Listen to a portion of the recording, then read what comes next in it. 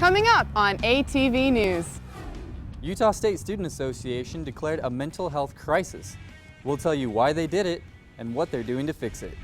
We'll take you all the way to Wyoming so you can see what a big deal LOTOJA is. Think you can't afford racing? The car you need may be collecting dust in your driveway. She scored her first ever collegiate goal, but it's much more than that. We'll show you why in sports.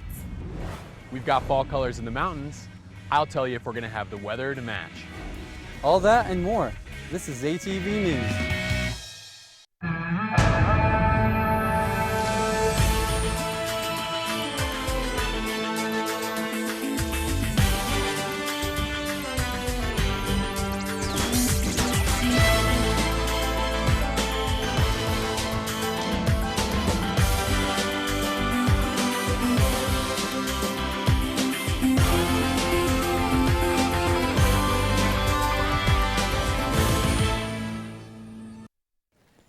There is a mental health crisis at Utah State. That's what the Students Association says. Welcome to ATV News. I'm Abby Lewis. And I'm Ben Nielsen. Thank you for joining us.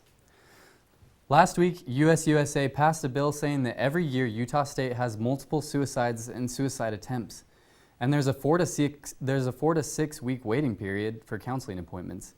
Because of that, they declared a mental health crisis to try and bring attention and solutions to the problem. People who suffer from mental health disorders know that finding help can be the hardest part, but sometimes help isn't as far away as it seems. Because of how many USU students suffer from mental health issues, the Contextual Behavior Science Lab is creating programs to help them out. Instead of involving therapy sessions with psychologists, these programs use apps and websites that put a student's mental health into their own hands. One app called Noticing Your Thoughts is for those who tend to get down on themselves. They can type negative thoughts they might be having into the app, and it'll give them strategies on how to feel better. Sometimes people aren't sure if they want to go see a therapist. There might be other barriers that they're running into that are stopping them. And at that point, what I'd recommend is check out some of these self-help resources. Any students interested in participating can go to USU's Counseling and Psychological Services. Some of you might dream of being teachers but don't have a teaching degree. Now there's another option. Kim Mills teaches second grade at Providence Elementary School. She's been teaching for 23 years, and this is all possible because she has a teaching degree. But Utah schools no longer require teaching degrees from their staff. Because Utah schools gained almost 12,000 students last year, they are facing a shortage of teachers. And some believe this new policy can fix that problem. It might open doors for people who wouldn't be interested in teaching before. They might be interested, so it might help the teacher shortage as well. But this change may not be suited for elementary schools. I think it probably sits nicely into the format of a high school setting where they're going to be solidified in teaching just mathematics, algebra, trig, whatever. And I think that gives, I think it gives more options for high school. A teaching degree may not be needed, but a bit of schooling is still required because for those who want to teach, they must have a bachelor's degree. You'll notice the blend. Having a teaching degree still has its benefits. So for those who don't get a teaching degree, it's a solid backup plan. It might be a little bit more complicated to get a job because those who are obviously get the teaching degree, they're a little bit more qualified. Penny has. And the idea is starting to catch on. You like it, and maybe it'll be refreshing. You know, it's not like everything we do in teaching is perfect. Tess Griffith, ATV News. Teachers hired under the new policy will have to pass a test and be monitored by a licensed teacher for 3 years. Students can be surprised by pop quizzes, but what does it take to surprise the professor? The Department of Defense came to USU last week to award computer science professor Chad Mono the ESGR Patriot Award. They honored him for going above and beyond to help out a student airman take an early final before he was deployed by the National Guard. Friday, you just had the visitors come to my classes, my department head, my dean, and a bunch of people in military garb. I figured either a student was, like I had an ROTC student class or something they're giving an award to, or was in big trouble maybe. So I had no idea. You can now hear USU's college radio station all over Cache Valley, but it's illegally broadcasting on a pirated FM frequency. Since 2010, Aggie Radio was only available online, but as of July 29th, you can now hear it on KBLU 92.3 from Preston, Idaho to Sardine Canyon. However, Aggie Radio is still unlicensed and does not have approval to broadcast with the FCC. The station manager says Aggie Radio finally began broadcasting FM this summer after years of trying to get a loan and grants from the university. It's a cool step for the station that we've expanded to be not only online, but also FM. So we're available very easily to anybody that has an FM radio in our community, and that's the community that we're trying to serve primarily. But we're also available to anybody around the whole world that has internet access. You can find a show schedule for Aggie Radio on ATV's Facebook page.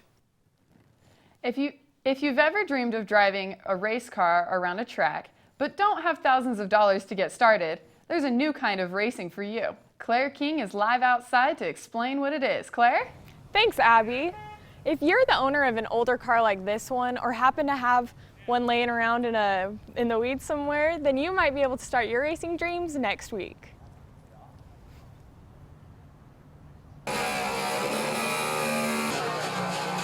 Trash car racing is where 4-cylinder and 6-cylinder front-wheel drive cars fight their way around a dirt oval track.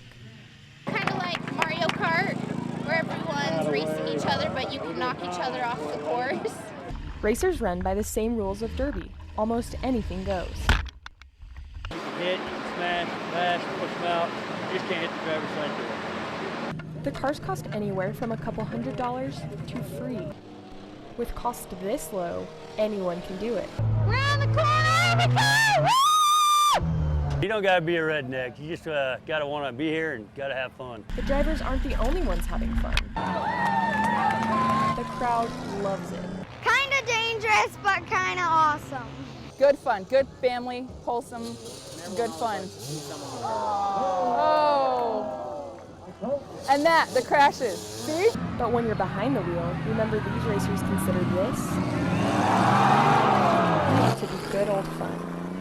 Bumps, bruises, and blood, and you might just be walking away with a trophy.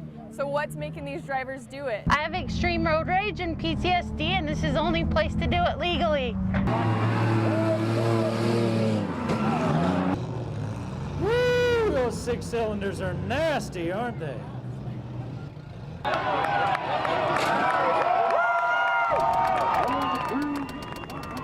The AC in this car is a little bit loud, but that's no big deal if we're planning on knocking out this windshield.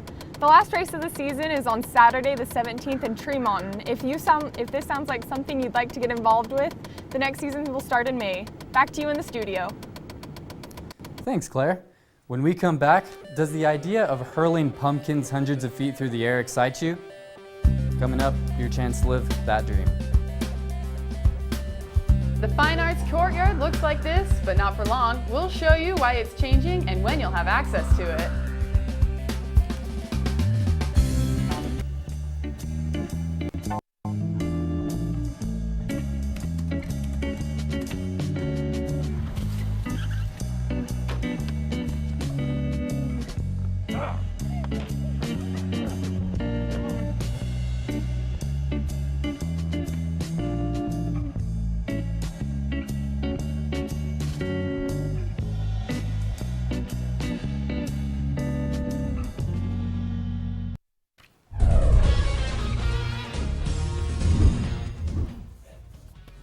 Charlie Puth is coming to Utah State for real this time. At the end of spring semester, Puth canceled his performance at the end of the year bash. He'll be making up for that canceled show on Friday, September 23rd, and tickets are available now at the ticket office. Students can get a seat for as low as $1. You may have noticed a lot of changes to the Fine Arts building and its surroundings. The most recent change is the landscape in the courtyard. I attempted to access the courtyard, but it's completely blocked off right now. Right now, you can only see it from the surrounding windows. Right now, the courtyard has rocks and cement as its landscape. It has been that way for the last year. This was a temporary fix until plans were set. In the very beginning, we had a competition among our landscape architect program and a young man by the name of Carson Lindley submitted a proposal, and that was the genesis of the beginning. Since the $1.5 million remodel of the atrium, trees have been cut down in the courtyard. During this time, students started a petition to protest the cutting of the trees in the courtyard. However, arborists at USU had their own reasons to remove them. We did everything we could to preserve them. At a certain point, it was out of our hands, and the arborists at Utah State University, the trees were diseased. The courtyard slopes right now from the sidewalk at the north end toward the south. So if we were to get a really big storm that the drainage, couldn't handle quickly, it would inundate the atrium. That grading was not a problem when there was no atrium because it was just concrete steps. Nobody cared. Now that the atrium has been brought down to ground level, the courtyard needs a facelift to match. It will have the feel of the old courtyard. Trees will come back, the bricks will come back, but it'll have some upgraded possibilities as well. A seating area for the cafe, performing area for concerts or plays, lighting as well. So it's very exciting. Most of the courtyard should be done by the end of November, but it doesn't officially open to the public until this summer. Once open, the courtyard will be named after its donors, Ron and Jenna Gibson. There are clubs for just about anyone at USU, and now there's a new one for students who just can't get enough of the outdoors. Utah State has always been a great school for students who love to be outside, especially now that there's a new outdoor product design and development major. And to help even more students get outside, the Outdoor Industry Student Association was formed at the same time. Club leaders kicked off the semester with a barbecue at the Ark to get students excited about the club. They were hoping to raise $500 this semester to become members of the Outdoor Industry Association, and in the first 2 weeks of school, they've already met that goal. There's something beautiful about the outdoors. We kind of want to hear that to help people discover what they can do and what the outdoors can do for them. If you want to join the Outdoor Industry Student Association or just want more info, check out the link on our Facebook page. LOTOJA, or Logan to Jackson, is the longest and one of the most challenging single-day bike races in the country. Athletes start preparing months in advance, not to try to win, but just to finish the course. Mark Rosa takes us from Logan to Jackson. This is the starting line of LOTOJA. These cyclists are preparing to bike a 206-mile course from Logan, Utah to Jackson, Wyoming that climbs over 3,000 feet in elevation in under 14 hours. Dan Clayton, a LOTOJA finisher, told me about his race and what it takes to prepare for a ride like this. I had a great time. I rode with my father-in-law, and so it was just a great experience for both of us. Very difficult. It was my first time doing it. Just a lot of training. This summer, Scott and I, we rode quite a bit together. There's lots of miles, lots of time on the bike, but not really anything can fully prepare you for it. There were definitely some sections where it felt, you just felt really depleted, so you could eat and drink a little bit more. But overall, it wasn't too bad. It's easy for Dan to say, but many LOTOJA never finished the race, like Chloe Harvell, who timed out at mile 193, just 13 miles shorter for finish. 15 miles outside of Jackson, I knew that I wasn't going to have enough time to finish all the way. And so I called my dad and my mom, who were my support crew, and told them that I was going to ride for another 15 minutes and then I was going to stop where I was and I wasn't going to ride anymore. They say that you're supposed to ride about 3,000 miles in the summer season leading up to LOTOJA, just to get kind of that volume under your legs. I only rode about 1,400, which could have contributed to not completing it in time. There comes a point where your body's just kind of telling you to stop, and it's hard. It's really, really hard. There's a little bit of gloating involved for sure. I can say that I rode 193 miles. Not something that most people, I guess, can't say, but there's just definitely a feeling of satisfaction when you get to the top of a hill, especially at Salt River Pass, and you're at like 7,500 feet of elevation, and you're like, whew, I might have stopped and I may have cried, but like I did that. Mark Rosa, ATV News. The LOTOJA Classic is always scheduled the first Saturday after Labor Day. When we come back, our Mark Rosa will have your Cache Valley weather report. The current temperature in Logan is 66 degrees. Aggie Air is an innovative engineering program exclusive to Utah State. It provides opportunities for students to get hands-on and real-world experiences. By building model planes that photograph and scan detailed images of landscapes, Aggie Air can change the way we use the Earth's surface. Watch as Aggie Air takes flight.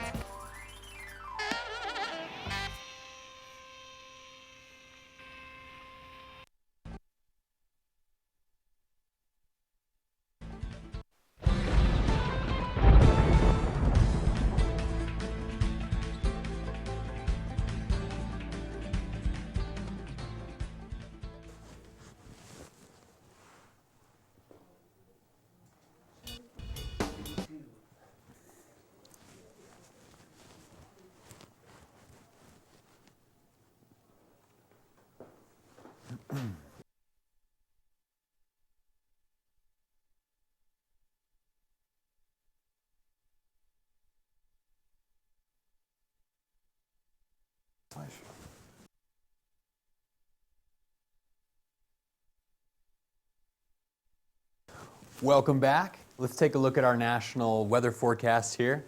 As you can see, the west is pretty wide open. You know, a lot of sunshine, except for this one swirling cell of precipitation that's bugging southern Idaho. We're pretty clear. But on the other hand, if you take a look down here, Tropical Storm Julia is absolutely tearing up the southeast, from the Gulf of Mexico all the way up to North Carolina. If you're thinking about hitting the beach for your last official weekend of summer, forget about it. Grab a pizza, grab a Red Box, and some Diet Slice and surf the couch, okay? Let's take a peek at our state radar here. As you can see, we've got a couple blips on the screen, but mostly nothing to worry about. We've got a little precipitation around Provo, but Logan, beautiful as always. Let's go to our 7-day forecast. Okay, today is a little bit, it's a little bit gloomy today with a 40% chance of showers, but our beautiful fall weather the rest of the weekend is going to make up for it, okay? Thursday, we've got a high of 69, low of 39, partly sunny. Friday, all the way sunny, high 73, low 40. On Saturday, we're up to 76, a low of 44. Sunday, 80 with a low of 44. Monday, 82 with a low of 44. And Tuesday is 75 with 39. Now let's toss it to Emily for some sports.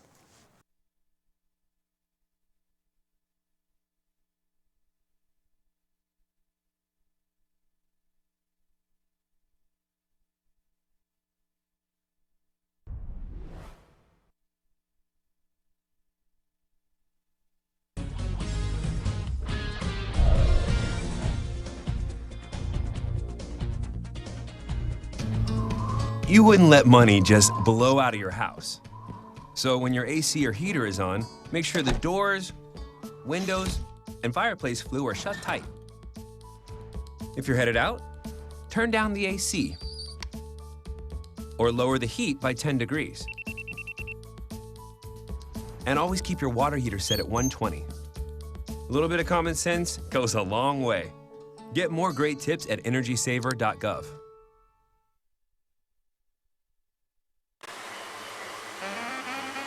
Aggie Air is an innovative engineering program exclusive to Utah State. It provides opportunities for students to get hands-on and real-world experiences. By building model planes that photograph and scan detailed images of landscapes, Aggie Air can change the way we use the Earth's surface. Watch as Aggie Air takes flight.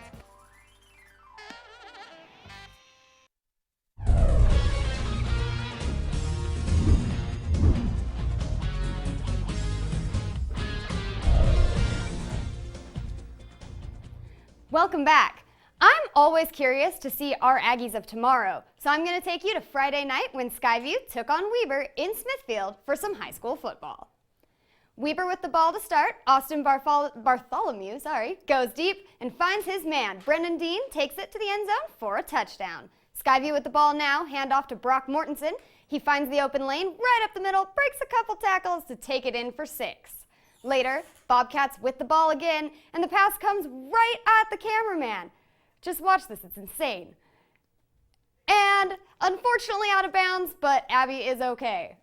Weaver attempted to fight back, but the Bobcats were too much. Skyview goes on to win it 27-7. The Utah State football team traveled to California this weekend, where they took a hard loss to the USC Trojans in the Coliseum.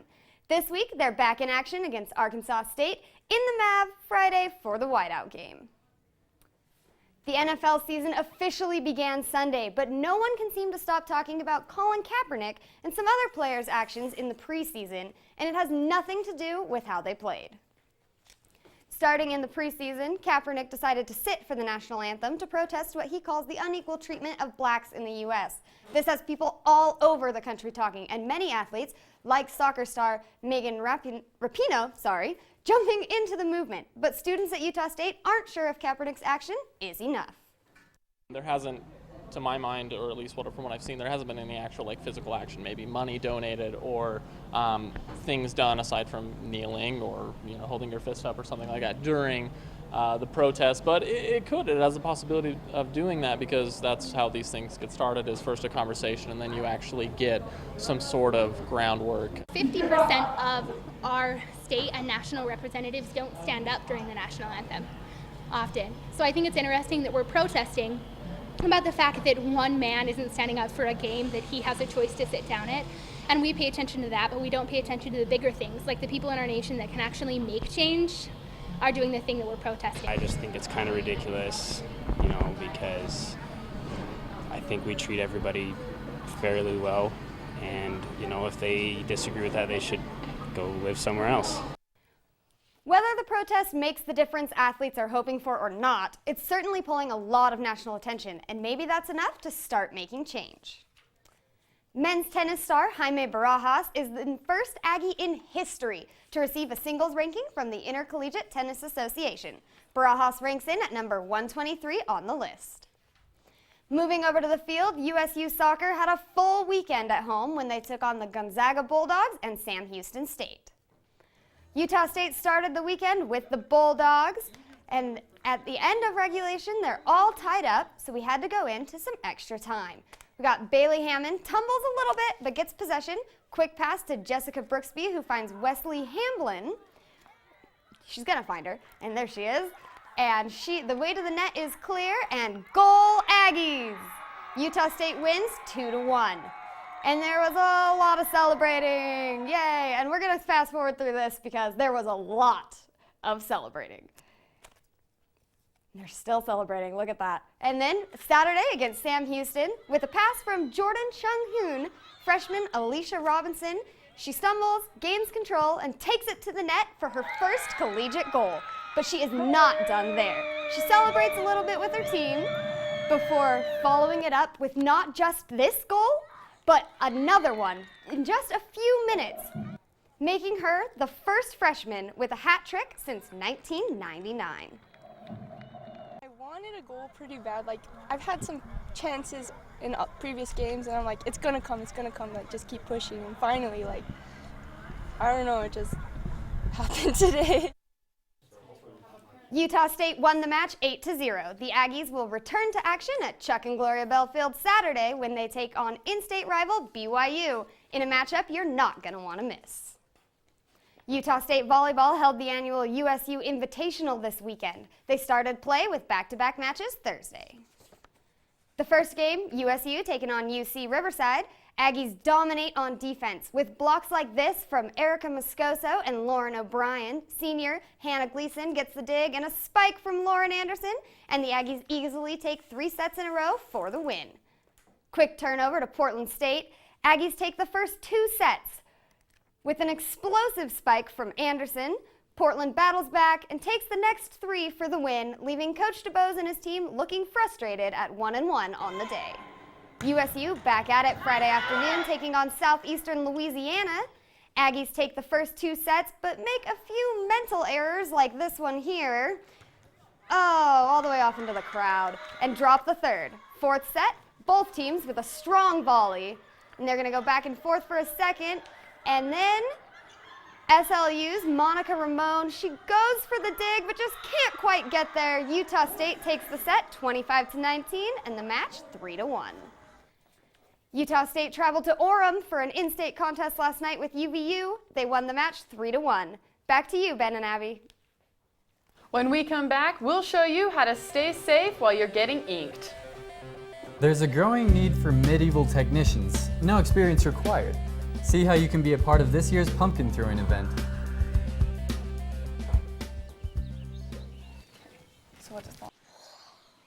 Oh, look, a redhead. Staring contest.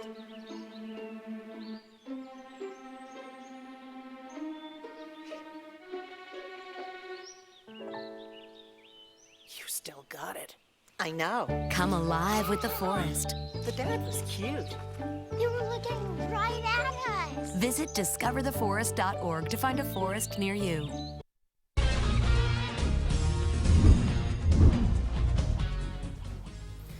Nearly 50 girls navigated to the world of aviation at USU's first ever Girls in Aviation Day.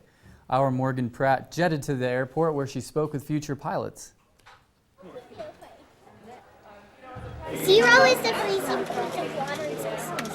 You've probably never sat in the cockpit of a plane, like Ella Parrish, but these girls did just that. When I grow up, I want to be a pilot and I want to fly all over the world technically. Parrish wasn't the only one. When I grow up, I want to be a pilot. They filled the Utah State University's aviation hangar as they made bracelets with help from women mechanics, made airplanes out of paper plates, plotted flight paths, Should this go over here or over here? That'll go here, yeah. learned about lift, watched presentations, and practiced flying. And crashing. Girls in Aviation Day is an opportunity for girls to meet other girls and network, which is important especially when only 5% of commercial pilots are women. I loved hearing the guest speakers and really unite as girls and have fun learning about something that not a lot of girls do that we can do, and just knowing that the sky's the limit.